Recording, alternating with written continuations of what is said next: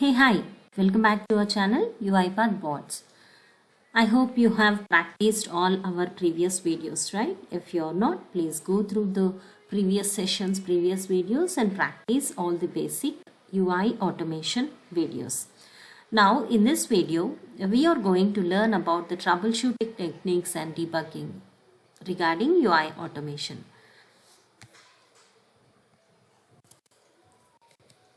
Okay.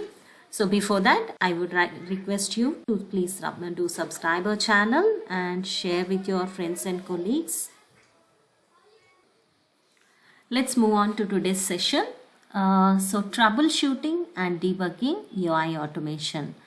So if we are not familiar how to troubleshoot or debug our UI automation, we cannot give 100% accurate automation, right? So let us see the troubleshooting techniques. So we have multiple troubleshooting techniques here where we covered all these in a separate videos, but I'll give you an overview, at high level overview in this video. So first one is show all matches. Okay, so let's see what does this mean. So for example, you might be aware of this WI application, right? If you are not aware of how to download this WI app, I'll give you the this link in the description box below. So this is an application provided by UiPath for learning purpose. Okay. So now we would like, I'll take this as an example to show the show all matches feature to troubleshoot UI. So let us move on to UiPath Studio and let us have a use application browser and let me indicate this to UiPath WI app. Okay, reuse. Okay, fine. Now let me have type into activity where I would like to select this cache in. So as you are aware, it will automatically selects the anchor as well. Just confirm this, and before confirming this, we can use the show all matches to verify which all selectors gives the accurate target element. Okay, we have some different methods, different target methods: strict selector, fuzzy selector, image. Similarly, even in anchor, we have for anchor also selectors, fuzzy selector and image. So there are multiple combinations, 3 here and in target 3. Out of these 9 combinations, bot will evaluate all these 9 combinations and select which one is appropriate one. Before we confirming this, we can make sure how many matches are there for this particular selector. Based on this, we can decide whether to use that selector or not by checking or unchecking this target.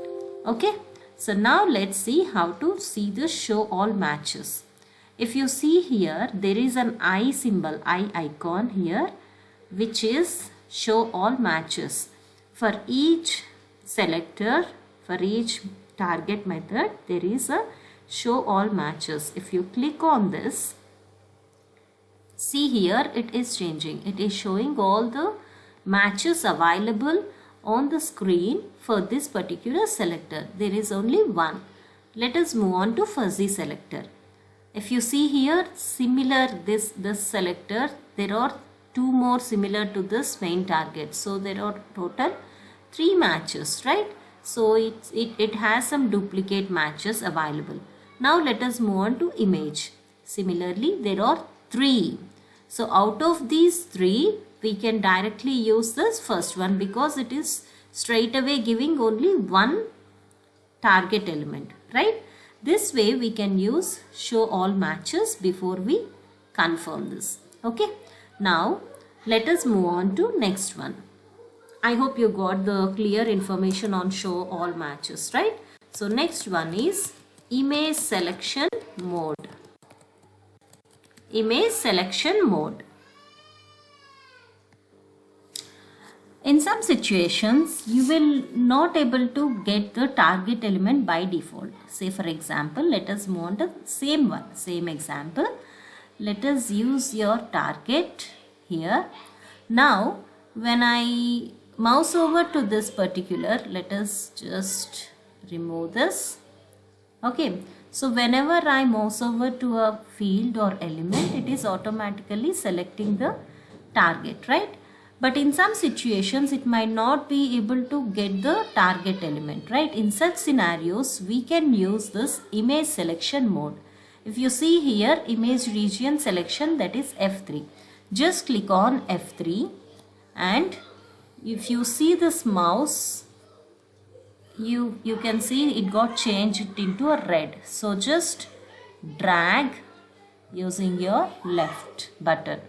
Okay, so whatever place you have dragged, whatever you selected, it got selected as your target element, and then give your anchor element. So this way, whenever if there is a situation where you are not able to find the automatic target element, in such scenarios we can use this image selection mode, that is F3, and then later we can select this show all matches, and then based on the selectors we can go ahead and confirm it. Okay, this way, this is one more troubleshooting technique to fine-tune your UI selections. Next one is target element validation. Okay, so target element validation, this is one more troubleshooting debugging technique in UI automation. So how to do this? Let us use our WI itself.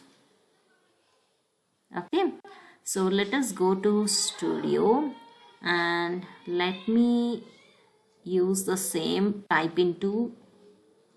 Now if you see here, let me delete this, let me add one more. So I would like to select this target element, this one, on as check one. Okay, so when I click on this, it is automatically given anchor, right? So now you could see automatically selected selectors, fuzzy, selector, strict, and image under target. So I want to validate which one is apt for this. Okay, so before validating this, before selecting this, I can use this validate button.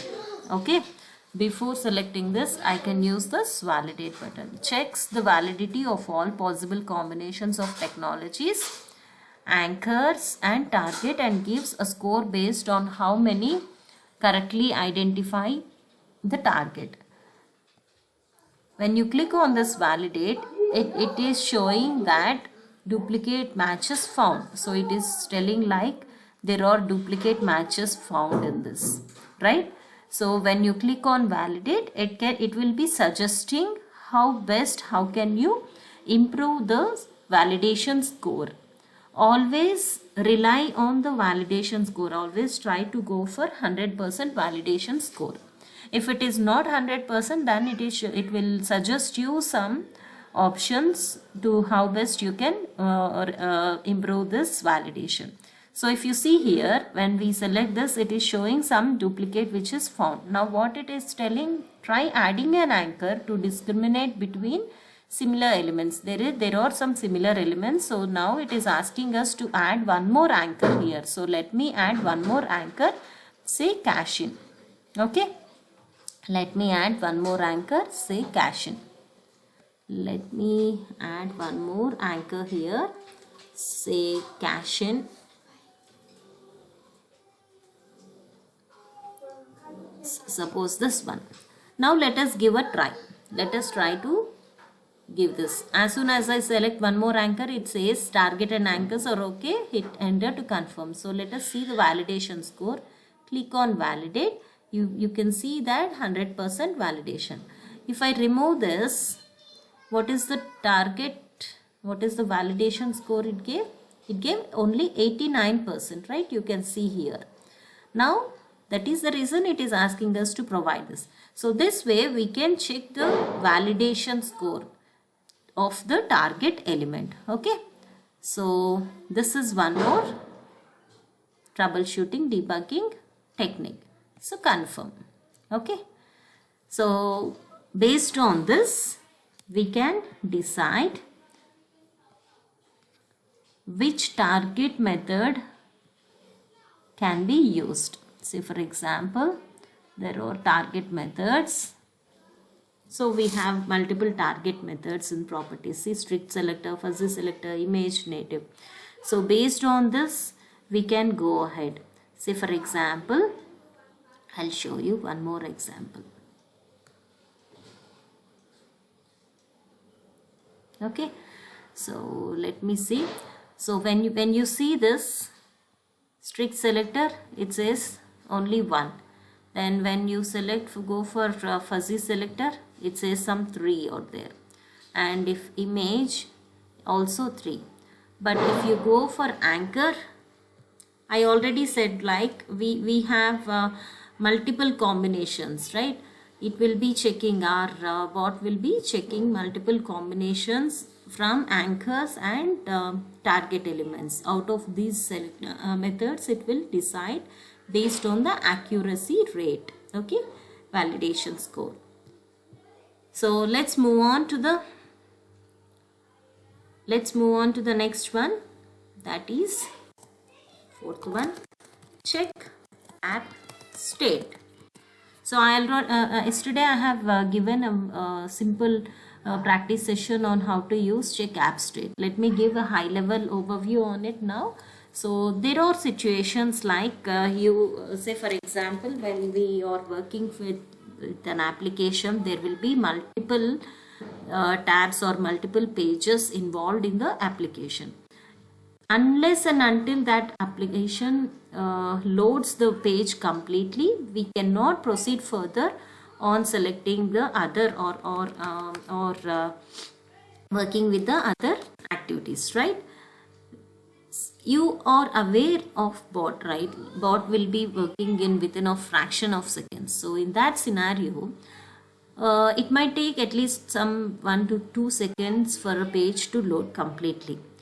Without making sure whether the page been loaded or whether that particular tab or whatever element you are going to work on is loaded or not, you cannot proceed, ask bot further to go with the next activities, right? In such scenario, we have to use this check app state.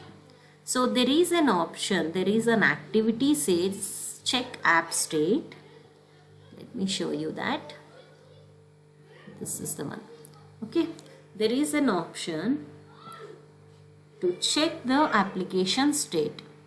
Okay, whether that particular feature or the element or the tab or the page is available or not in the application.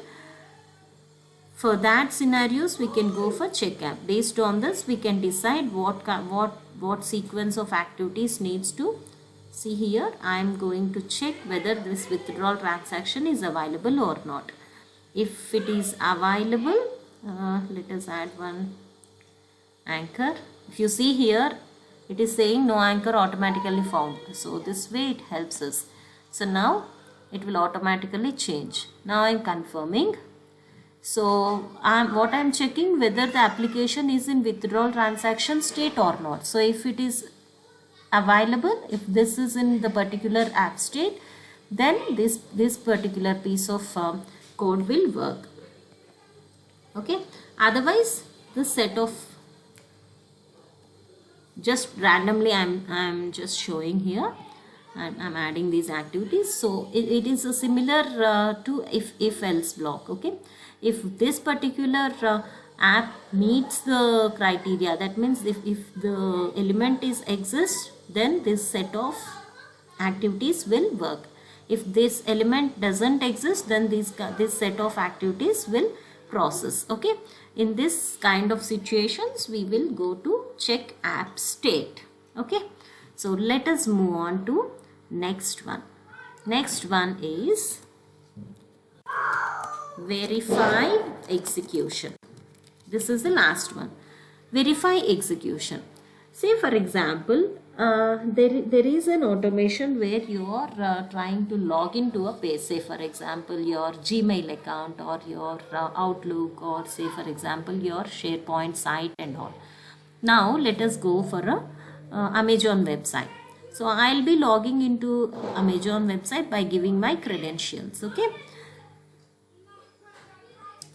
As soon as I give my username and password, as soon as I click on the login button, the land page, I'll be landed to the home page.